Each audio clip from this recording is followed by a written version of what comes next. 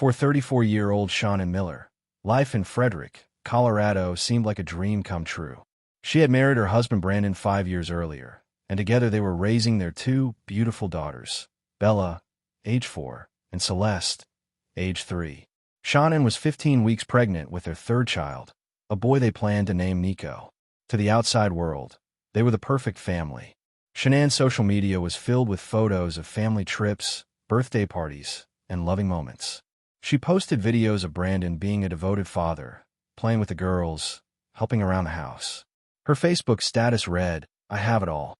But behind the carefully curated images of suburban bliss, something dark was brewing. And on August 13, 2018, that darkness would destroy an entire family in the most horrific way imaginable. Shanann Watts had been born in New Jersey, the daughter of working-class parents who instilled in her a strong work ethic and family values. She moved to North Carolina as a teenager, where she eventually met Brandon Miller at mutual friends gathering in 2010. Brandon was 25, working in automotive sales, clean-cut, and charming with an easy smile. Shanann was immediately drawn to his calm demeanor and attentiveness. He seemed stable, reliable, the kind of man who would be a good husband and father. They began dating, and Brandon was everything Shanann had hoped for: considerate, romantic, seemingly devoted. They married in November 2012 in North Carolina, before relocating to Frederick, Colorado in 2013 for Brandon's new job at an oil and gas company. Brandon worked as a field technician, a position that required early morning shifts and long hours, but paid well enough to support their growing family. Shanann gave birth to Bella in December 2013 and Celeste in July 2015. She was a devoted mother, documenting every milestone, every achievement, every precious moment with her daughters. She worked as a sales representative for a health and wellness multi-level marketing company, Lavelle, selling a product line called Thrive. She was good at it, using social media to build her brand, sharing testimonials and lifestyle content. To her thousands of Facebook friends and followers, Shanann had the perfect life: a beautiful home, adorable children, a loving husband, and a successful business. Brandon appeared in many of her posts, always smiling, always supportive. Videos showed him playing with the girls, holding Shanann close, appearing to be the ideal husband and father. Everyone who knew them commented on what a perfect couple they were, how lucky Shanann was, how blessed their family seemed. But by summer 2018, the perfect facade was cracking. The family was drowning in debt. They had filed for bankruptcy in 2015, owing over $400,000 to creditors. Their mortgage was in arrears, and they were facing foreclosure on their $400,000 home. The financial pressure was immense, and it was taking a toll on their marriage. Brandon had become distant, withdrawn. He was staying late at work, going to the gym more often, losing weight, changing his appearance. Shanann noticed, but attributed it to stress. She kept posting their happy family photos, desperate to maintain the image of perfection. What she didn't know was that Brandon had met someone else. In June 2018, Brandon began an affair with a co-worker named Nicole Anderson, a 30-year-old woman who worked in environmental health and safety at the same oil company. Nicole was single, adventurous, and child-free. Everything that represented the freedom Brandon felt he no longer had. He told Nicole that he was separated from his wife, that the divorce was almost finalized, that he was just waiting for the paperwork to go through. Nicole believed him. They began a passionate relationship, spending nights together, going on dates, planning a future. Brandon told friends that he had never been happier, that this was what real love felt like. But he had a problem. He wasn't separated. He was still very much married, with 2 young daughters and a pregnant wife at home. And Shanann had no intention of letting him go. In early August 2018, Shanann was on a work trip in Arizona, attending a Lavelle conference with friends. While she was gone, Brandon spent every possible moment with Nicole. They went on hiking trips, stayed at his house, had sex in the bed he shared with Shanann. Brandon seemed to be living a double life: the devoted father and husband in Shanann's social media posts, and the single, unattached man in Nicole's arms. But Shanann was beginning to suspect something was wrong. She confided in friends that Brandon had been cold and distant, that he didn't want to touch her, that he seemed repulsed by her pregnancy. She sent him loving text messages that went unanswered. She tried to initiate intimacy that he rejected. She could feel him slipping away, but she was determined to save her marriage. On August 10th, 2018, Shanann returned home from her trip. She confronted Brandon about his behavior, about the distance between them, about her suspicions that he was seeing someone else. Brandon denied everything, but his denials were half-hearted. Over the next 2 days, the tension in the house was palpable. Shanann reached out to friends, telling them she was worried, that something was very wrong with Brandon, that she didn't recognize the man she had married. She scheduled a meeting with a couples therapist for later that week, desperate to fix what was breaking. Brandon was spiraling. He saw no way out. He couldn't afford a divorce. The house was already in foreclosure. He'd have to pay child support for 3 children. He'd lose everything. And most importantly, he'd lose Nicole, who had made it clear she didn't want to be with a man who had children and an ex-wife. Brandon began to see his family not as people he loved, but as obstacles standing between him and the life he wanted. In the early morning hours of August 13th, 2018, Brandon made a decision that would destroy multiple families and shock the nation. Shanann had returned home late the night before from a business trip. She went to bed around 2 a.m. At some point in those dark pre-dawn hours, Brandon went to their bedroom. He didn't go there to talk, to reconcile, to work things out. He went there to kill his wife. He approached Shanann as she slept and put his hands around her neck. He strangled her. Shanann fought back, scratching at his neck, gasping for air, but Brandon was stronger. He held on until she stopped moving, until her body went limp, until the woman he had promised to love and cherish was dead in their bed. But Brandon's horrific crime didn't end there. Bella and Celeste were sleeping in their rooms down the hall. These innocent little girls, 4 and 3 years old, who called him daddy, who trusted him completely, who had no concept that their father was capable of evil. At some point, whether immediately after killing Shanann or later that morning, Brandon killed both of his daughters. The exact details of how he murdered them remain disputed. Brandon initially claimed that Shanann had killed the girls and that he killed her in a rage after discovering what she'd done. But this was a lie.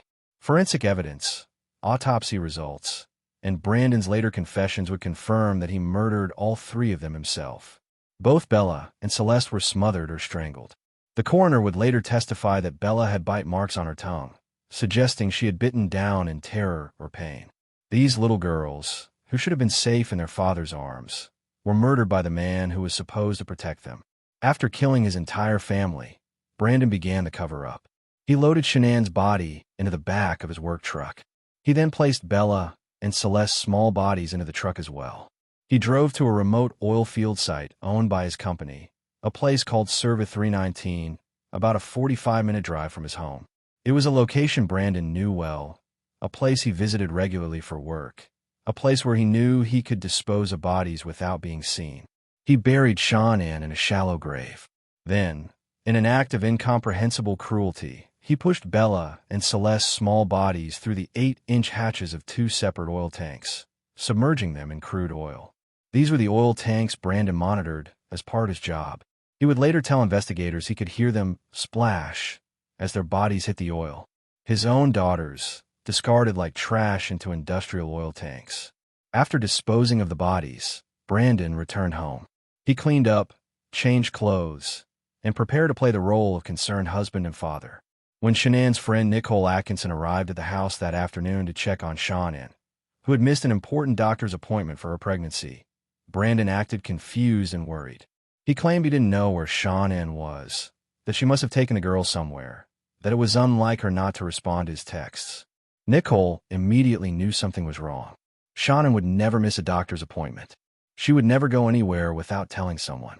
Nicole called police, and by 1:40 p.m. on August 13th, Frederick Police Department officers arrived at the Miller home to conduct a welfare check. Brandon's performance for police was chilling in its calculated deception. He allowed officers into the home, showed them around, explained that his wife and daughters were missing. He said Shanann's car was in the garage, her phone was at home, her purse and medication were there, everything that suggested she hadn't left voluntarily. He said he had been at work since early that morning and came home to find them gone. He agreed to television interviews, appearing on local news pleading for his family's safe return. In one particularly disturbing interview on the front porch of his home, with news cameras rolling, Brandon said with a straight face. "I just want them to come back. If somebody has her and they're not safe, I want them back now." He added, "Those girls are my life. I have no control over what happens to them. This house is not complete without them." All the while, he knew exactly where they were. He had put them there himself. But Brandon had made mistakes, and investigators were already suspicious. His story had inconsistencies. His demeanor seemed off. He appeared more frustrated and annoyed than panicked and grief-stricken. His body language was wrong. Neighbors had security cameras, and footage showed Brandon loading items into his truck early that morning. His GPS data from his work vehicle showed he had driven to the Survey 319 oil site. Most damning, Shanann's friend Nico and other friends immediately told police that they suspected Brandon. They said Shanann had confided that her marriage was in trouble, that Brandon had been cold and distant, that she suspected an affair. When police discovered Brandon was having an affair with Nicole Anderson, his motive became clear. On August 15, 2018, just 2 days after the murders, Frederick police asked Brandon to come in for a polygraph test. He agreed. When the test indicated deception on every question about his family's whereabouts, detectives confronted him. Brandon initially stuck to his story, but as police pressed him with evidence, the neighbor's camera footage, the GPS data, the affair with Nicole, the financial problems, his story began to change. Finally, in an interview room at the Frederick Police Department, Brandon confessed. He admitted that Shanann, Bella, and Celeste were dead, but his confession was still a lie.